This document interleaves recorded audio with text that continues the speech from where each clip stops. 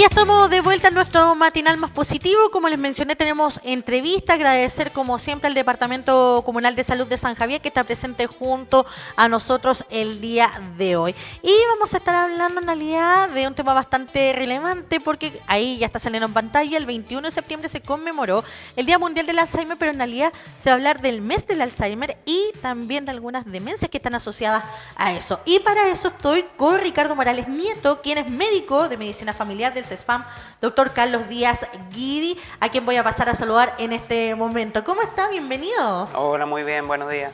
Muchas gracias por estar con nosotros en este momento para hablar de estos temas bastante relevantes que, como mencionó, vamos a hablar como de demencias en general, vamos a hablar de todas estas patologías. Y para ir desglosando, ¿qué son también las demencias para que la gente vaya entendiendo en su casa? Claro, las demencias es un grupo de enfermedades que tienen como en común alteraciones de las funciones cerebrales superiores de las personas. En palabras simples, cuando uno es pequeño, cuando uno nace, va adquiriendo habilidades cuando va creciendo. Aprende a caminar, aprende a hablar, aprende a leer, etc.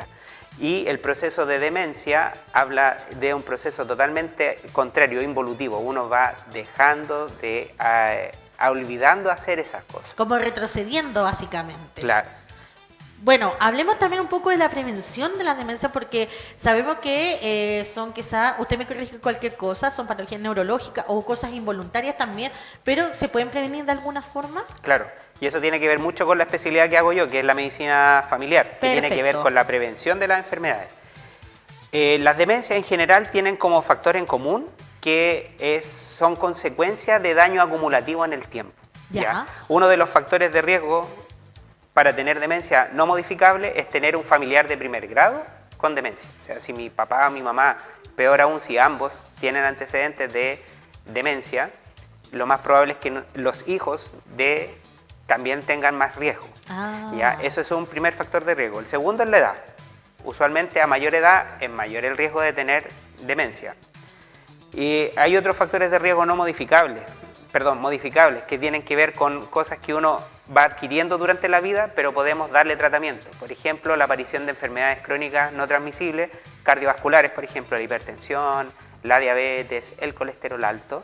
Si esas enfermedades están bien controladas, disminuye ese riesgo de desarrollar demencia a lo largo del tiempo. Por el contrario, si esas enfermedades están descontroladas, aumenta el riesgo. Hay otros hábitos como el tabaquismo, el consumo excesivo de alcohol, también es otro factor de riesgo. ¿Ya? Así que el concepto es que una persona, mientras más años tenga, es más probable que esté acumulando daño durante su vida y le dé más riesgo de tener demencia. Claro, son más propensas las personas entonces, como decía, llegando a la adultez o mucho más en el fondo quienes son adultos mayores. Pero decía algo súper importante, también los factores biológicos inciden. Si uno de los progenitores o ambos progenitores también sufren algún tipo de demencia, esto los hace más propensos todavía también en este sentido. Bueno, pero otra duda que también la gente siempre se hace es cuando también uno tiene que empezar a sospechar que podría tener demencia. Usualmente la persona que tiene demencia o que está empezando con demencia no se da cuenta y son las personas que la rodean las que empiezan a percibir que está fallando. ¿Fallo en qué? En memoria a corto plazo. Esto lo hablamos ayer y me lo estás diciendo de nuevo, por ejemplo. O ¿dónde guardé esto? Se me olvidó dónde guardé las cosas. Son olvidos de memoria reciente. Muchas veces la memoria a largo plazo, lo que uno aprendió cuando pequeño, está intacto. Me acuerdo muy bien de mis amigos de infancia, etcétera. Pero lo que hice ayer o anteayer, no me acuerdo. Claro, esa conversación que tuvimos, por ejemplo, y que se te olvidó lo que te dije, algo así. Uno de los primeros síntomas es esta memoria a corto plazo. Lo otro que también nos puede orientar son desorientaciones. Salí al centro y en algún momento me perdí. No sabía para dónde iba ni dónde tenía que volver. Ya, las desorientaciones. También es la dificultad para ejecutar actividades que yo hacía con total normalidad. Por ejemplo, el caso bien cotidiano, una señora que cocinaba muy bien y empezó a dejar encendido la cocina. O se le olvidó hacer los pasos de una receta. Eso también son signos de que nos pueden dar indicios de que la memoria y sus capacidades funcionales superiores están afectándose. Mire, claro, y son cosas tan cotidianas las que uno también puede poner atención, pero como decía usted, es el círculo cercano el que se comienza a dar cuenta primero, pues. Claro, la persona no comienza a asumir inmediatamente o no logra captar en primera instancia esto. Claro, hay veces que se hacen unas conductas como para suplir la falencia.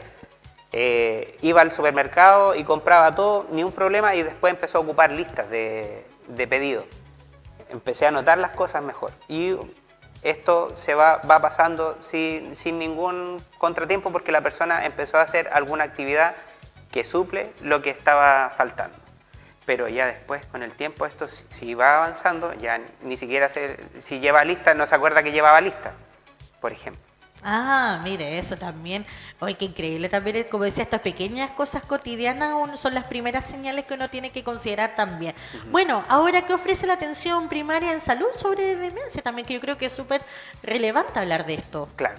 Bueno, es importante partir por... Hay muchas actividades que hacemos en el CESFAM que tienen como objetivo prevenir o aminorar los daños que vamos acumulando en el tiempo, como le explicaba yo. Existen instancias de examen de medicina preventiva, donde buscamos activamente factores de riesgo, por ejemplo, la aparición de hipertensión, la aparición de diabetes, claro, tener problemas del colesterol. Si efectivamente pesquisamos estas enfermedades, lo derivamos al control cardiovascular, donde también hay una seguidilla de exámenes y atenciones por médico, enfermera y nutricionista, para mantener estas enfermedades crónicas no transmisibles bien controladas. También están los exámenes de medicina preventiva del adulto mayor.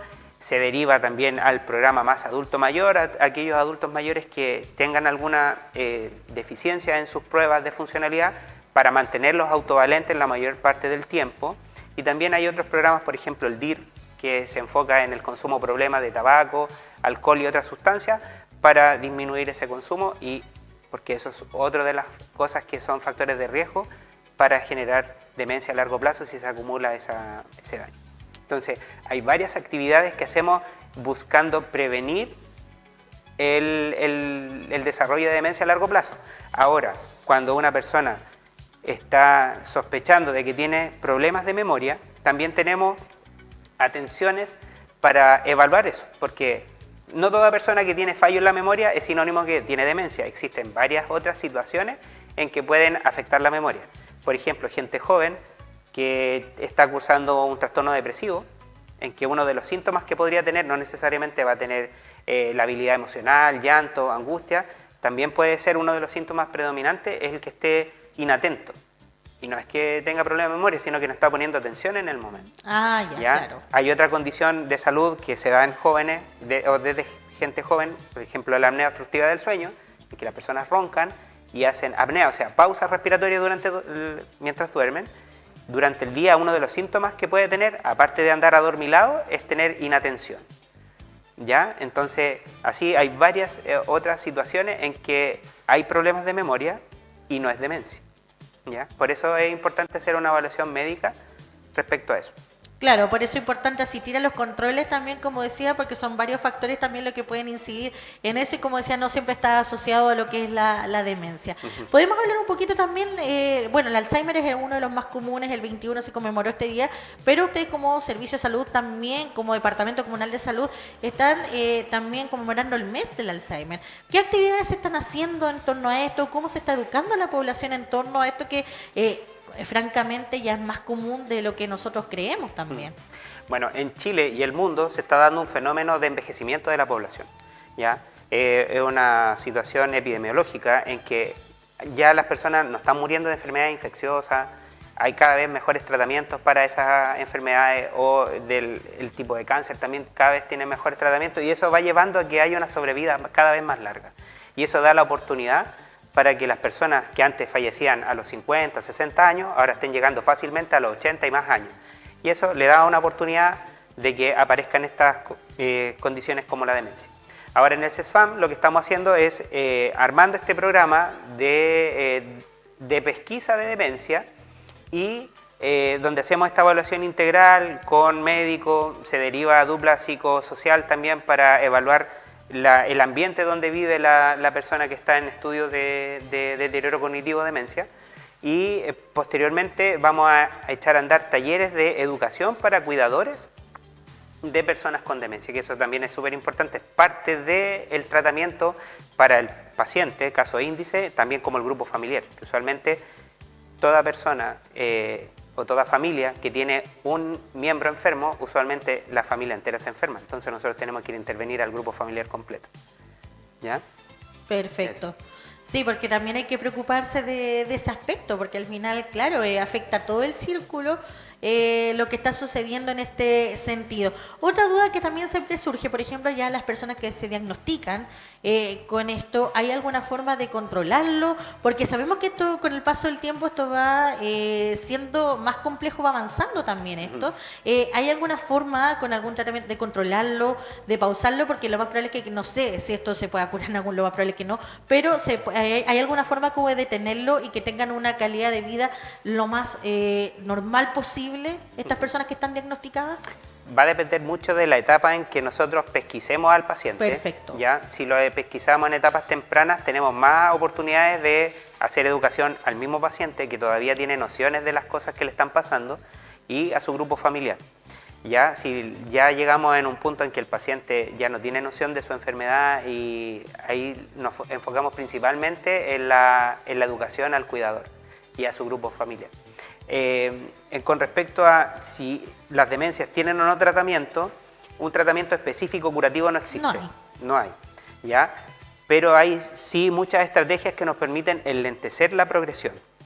Hay veces que llegan cuidadores de pacientes con demencia exigiendo, comillas, un tratamiento farmacológico que lo han escuchado por algún familiar o que se le indicó un neurólogo o un médico particular con respecto a que se llama memantina, o hay otro que se llama donepezilo, que lo que busca es darle tratamiento a la demencia y tiene muchas veces una expectativa muy alta del medicamento, casi que como que va a volver a la persona milagroso. A la normalidad. Y en realidad ese medicamento, si es que se llegara a indicar, se puede indicar en etapas bien avanzadas de la enfermedad, y lo que busca es como regular un poco el tema de la memoria en el día a día.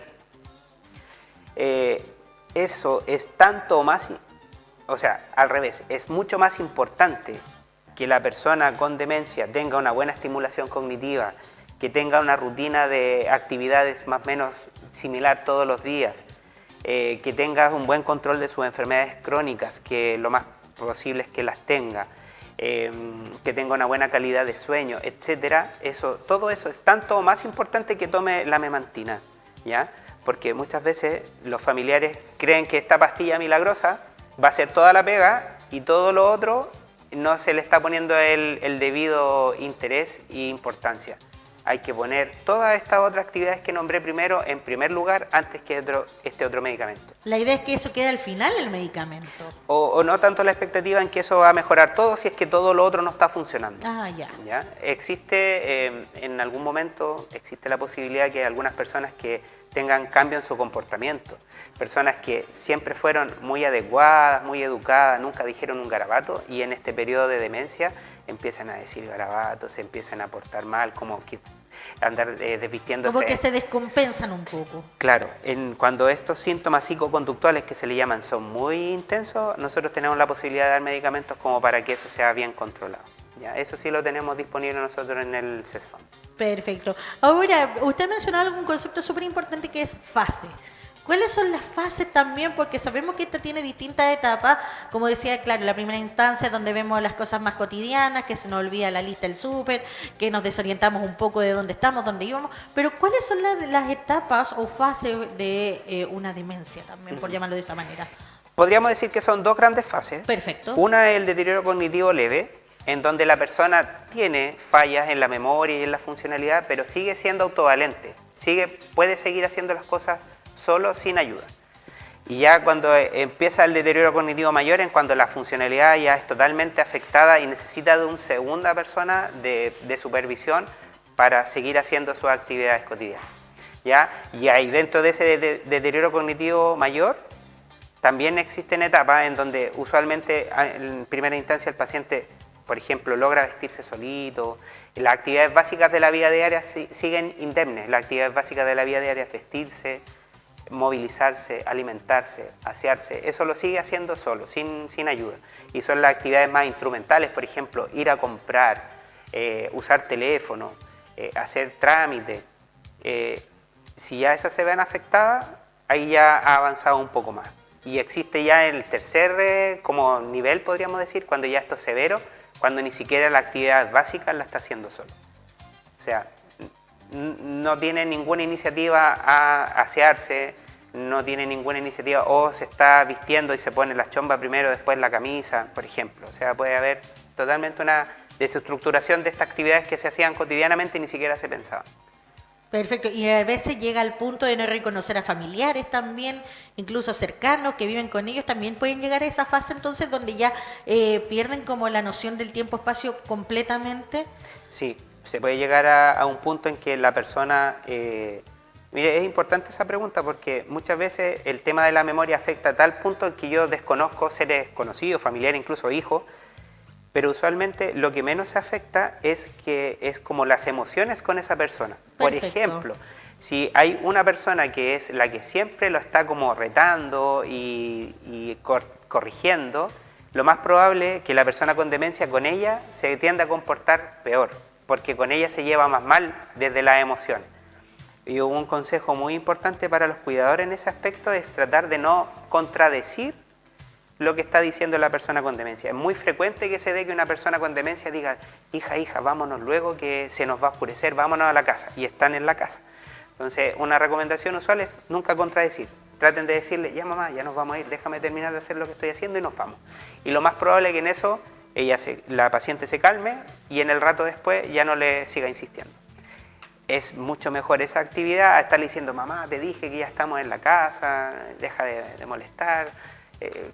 Lo más probable es que la persona con demencia tienda a enojarse con esa persona y con ella portarse más mal. Mire, qué bueno también ese consejo también en ese sentido, porque claro, como decía, hay momentos en que estas personas se pueden llegar a perder el tiempo-espacio, a no reconocer, pero como decía, claro, la emocionalidad, eso por lo menos los ayuda a manejarse o a saber cómo manejarse también. Y eso que dijo también es súper importante sobre cómo tiene que actuar el cuidador o cómo tenemos que cuidar a esas personas. También si podemos dar algunas indicaciones, algunas directrices también en ese sentido, por favor. Mire, como recomendación general, siempre se promueve que la persona tenga una rutina, más o menos todos los días las mismas actividades en el mismo orden, hechas por las mismas personas. Eso le da bastante tranquilidad a la persona con demencia. Perfecto. Ya, eso es uno, seguir rutina. Lo segundo es tratar de dar órdenes cortas, precisas y ojalá mirando a la cara. ¿Ya? Es muy distinto que usted le diga, mamá, anda a la pieza de al lado, en el ropero, en la parte de abajo, abres la puerta y ahí va a haber una polera azul. Ya, todo eso lo más seguro es que se quede en el mamá. Así que lo más importante es dar mensajes cortos, ojalá teniendo interacción visual, cosa que esté poniendo atención, y así lo más probable es que haya una mejor comunicación. Y lo tercero, en realidad es, para el cuidador es muy importante, idealmente, conocemos muchos casos en que no existen las redes de apoyo, pero en el caso de que exista la posibilidad, es muy importante para el cuidador que tenga un espacio para que él deje de hacer actividades de cuidado y que piense en él mismo. ¿Ya? Pasa mucho que las cuidadoras siempre, la mayoría de las veces son mujeres, tienden a postergar sus actividades por cuidar a la persona y hasta la misma cuidadora pasa a segundo plano. Entonces es muy importante que el cuidador se mantenga lo más sano posible para que pueda otorgarle los mejores cuidados a la persona enferma. ¿Ya? Entonces, idealmente, que haya alguien que la releve, que sea una hora, una vez al día, para que ella haga lo que desee, pero que se desconecte porque es muy absorbente el tener al cuidado de una persona mayor y peor aún con demencia. Eso, bueno, también como decíamos, es un trabajo 24/7 los cuidadores y es muy complejo. Yo sé que se han trabajado en políticas públicas también respecto a eso, pero claro, como decía, no sé, si somos 4 hermanos, turnémonos un día o por lo menos un relevo, como decía, de 1 hora, porque lo ideal es que haya una persona que esté como de punto fijo también para que quizás la persona que sufre demencia no sienta tan distinta su rutina, porque te decía, la rutina es súper importante en eso. Pero también hablemos, por ejemplo, de los manejos de crisis. Usted decía que quizás con medicamento, pero ¿qué hacer en caso de que la persona que sufre demencia quizás tenga una crisis, se ponga un poco más agresiva? ¿Cómo actuar también en esos momentos? Sobre todo quienes no tenemos expertise en el área médica, ¿cómo podemos manejarlo? Yo sé que son distintas cada una, pero algún tip que nos pueda ayudar también en estas situaciones.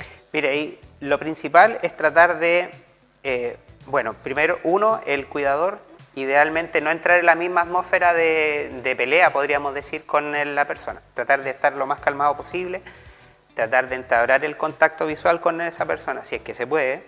Y lo segundo es empezar a ubicarla.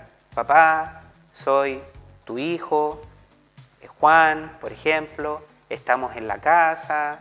Tratar de ir como ubicándolo en el tiempo y espacio para que vaya como bajando su ansiedad, porque a veces estas como crisis, comillas, es porque estaba pensando que estaba en el trabajo y le estaban robando sus animales, por ejemplo. Entonces tratar de ubicarlo en el momento o tratar de buscar la causa del desajuste y tratar de seguirle el juego. No, si los animales se fueron a comer pasto y ya vuelven, lo fueron a buscar, por ejemplo. Es como seguirle el juego en ese aspecto. Tratar de calmarlo a través de esa misma dinámica. Claro.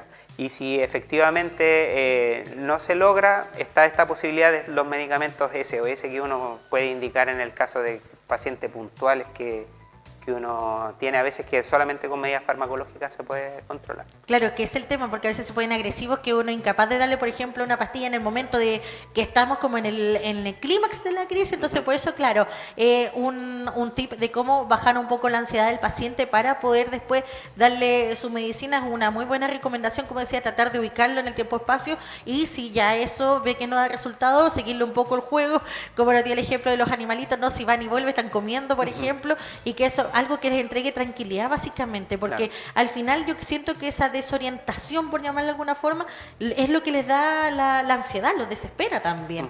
Eso es lo que también les genera ese tipo de crisis también a estas personas. Sí, quiero aprovechar el espacio para dar un pequeño consejo para todas las personas que tienen adultos mayores a su cuidado. Los adultos mayores en ciertas situaciones pueden tener cambios conductuales muy repentinos de un día hacia otro, y eso tiene que hacernos parar las antenas de que pueden estar sucediendo situaciones agudas que están descompensándolo, ¿ya? O sea, clásico es que mi papá amanece de un día para otro con la mitad del cuerpo inmóvil, está hablando raro y está desorientado. Bueno, eso nos tiene que hacer parar la antena. Esa tremenda alerta. Lo más probable es que sea un accidente vascular a la urgencia. Pero, por ejemplo, tengo mi papá que se comporta más o menos similar todos los días, y un día voy a verlo y no se quiere levantar, está hablando cabeza de pescado, está desorientado, y justo los días previos había estado medio resfriado, con tos. Ya, eso nos tiene que hacer pensar de que puede que esté cursando una neumonía. Las infecciones en las personas mayores no necesariamente se manifiestan por fiebre, no necesariamente se manifiestan por el cuadro clásico de las personas jóvenes, pero sí se pueden manifestar con desorientación, y a eso nosotros le llamamos delirio. Lo mismo puede pasar, mi mamá amaneció distinta, muy distinta, y los días previos estaba orinando muy hediondo, oscuro, nos puede hacer sospechar de que hay una infección urinaria escondida. Entonces, el mensaje que le quiero dar para los cuidadores es que si ustedes notan que la persona cambió bruscamente de un momento a otro, de un día para otro, hay que ir a buscar cosas agudas que la están descompensando, como constipación, deshidratación, infección, o, que esto también es súper importante, el cambio de ambiente. Por ejemplo, en esto de que nos organizamos como hijos de cuidarla, una semana se va conmigo, otra semana se va con mi hermano, el estarla cambiando de ambiente a esa persona desorienta. Entonces, lo más probable es que los 2 o 3 primeros días esa persona ande muy desorientada, así que es esperable que pase. Lo mejor es otorgarles los cuidados en su lugar de vivencia, donde ella vive. Claro, porque dice son 3 días de crisis, cuando se va adaptando ya la cambian a otro lugar y volvemos a este círculo que no termina nunca. Claro. También. Bueno, eso también a tenerlo en consideración. Para ir finalizando la entrevista, ¿algunas recomendaciones para quienes estén sospechando que alguno de sus familiares estén comenzando a tener signos de demencia o de alguna enfermedad asociada a esto? Bueno, si están inscritos en el CESFAM, que aprovechen las oportunidades cuando le tocan sus controles, acompañar a su adulto mayor que está con la sospecha y levantar la alarma con el profesional que la tenga al frente, sea enfermera. Bueno, la enfermera particularmente aplican una escala en donde ven evaluación cognitiva y si está alterada la derivan con médico, ¿ya? Así que las recomendaciones, la puerta de entrada son las atenciones, distintas atenciones en el control del adulto mayor para que sean derivados con médicos y así hacer el diagnóstico diferencial, porque hay otras situaciones que se puedan confundir con demencia también. Claro, y ojalá pesquisar lo antes posible, antes que avance, como decía usted, y que lleguemos a una etapa donde ya sea mucho más difícil el tema del cuidado, porque como decía, esto ya no tiene cura, simplemente es cuidado, básicamente, y mantener tranquilo, lo más tranquilo que se pueda al paciente. Bueno, Ricardo, muchas gracias por estar con nosotros el día de hoy, un placer. Gracias también por instruirnos un poco en esto, en qué hacer y los distintos signos a los cuales tenemos que estar alerta. Espero nos volvamos a encontrar en otra oportunidad. Encantado de venir, muchas gracias. A ti. Bueno, y de esta forma nosotros comenzamos a despedir este bloque, así que no se preocupe porque nos queda la última patita, vamos a la última pausa comercial y volvemos aquí en Más Positivo.